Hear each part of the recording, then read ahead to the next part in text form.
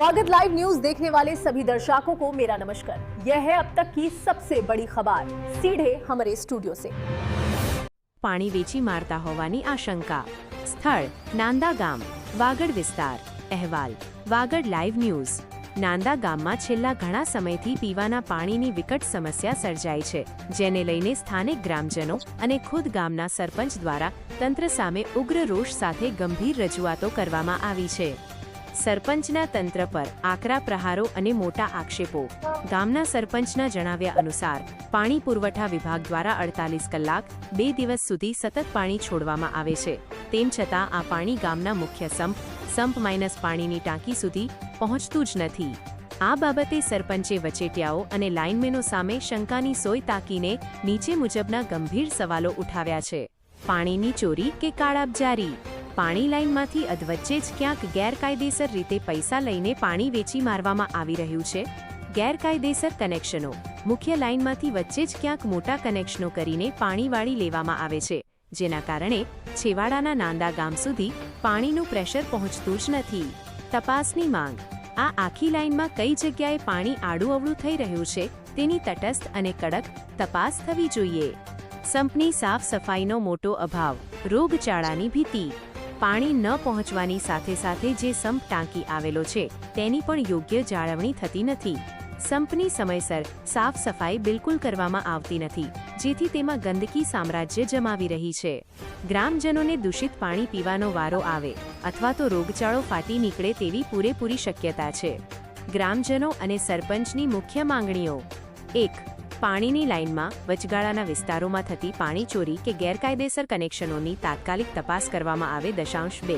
48 કલાક છોડાતું પાણી કોઈ પણ અડચણ વગર નાંદા ગામના સંપ સુધી પૂરેપૂરું પહોંચે તેવી કાયમી વ્યવસ્થા ઊભી થાય। 3. ગામના પાણીના સંપની સમયસર અને નિયમિત સાફ સફાઈ કરવામાં આવે, જેથી લોકોને શુદ્ધ પીવાનું પાણી મળી રહે।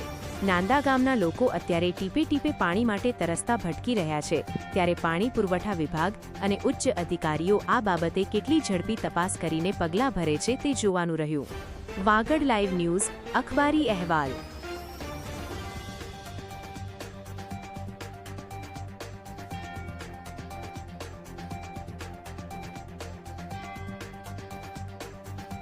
આપનું નામ?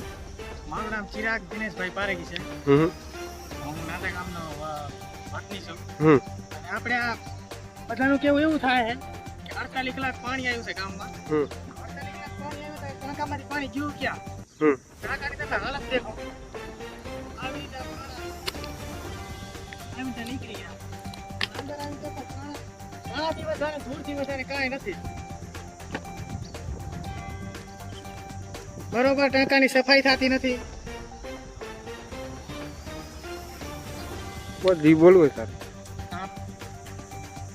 અને રાંદામાં પાણી આવતું નથી બરોબર, અને ઉપરથી એમ કહે છે કે 48 કલાક પાણી આવે છે, બરોબર રીતે પાણી નાંદામાં આવતું નથી। કાંકો એક વખત દેખી લો કાંકાની હાલત નથી માટે ઢંકડા છોકરી મરી ગઈ હતી 6 મહિના પહેલા। નાંદાના જેટલા પણ પશુ છે બધા અત્યારે તરસે મરે। 12 મહિના પહેલા છોકરી મરી ગઈ છે। અને તમે સરપંચની રજૂઆત કરી હતી? સરપંચ સાહેબે તમને શું જવાબ આપ્યો? 48 કલાકે પાણી આવી ગયું છે, હવે પાણી નથી। નું નામ?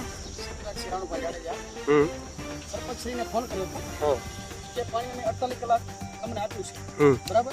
અને પાણી પુરવઠાવાળા એમ માનતું કે છે કે 48 કલાક અને સમજી લો કે 68 કરી નાંદા સુધી ઓછામાં ઓછા 20 થી 22 કનેક્શન છે।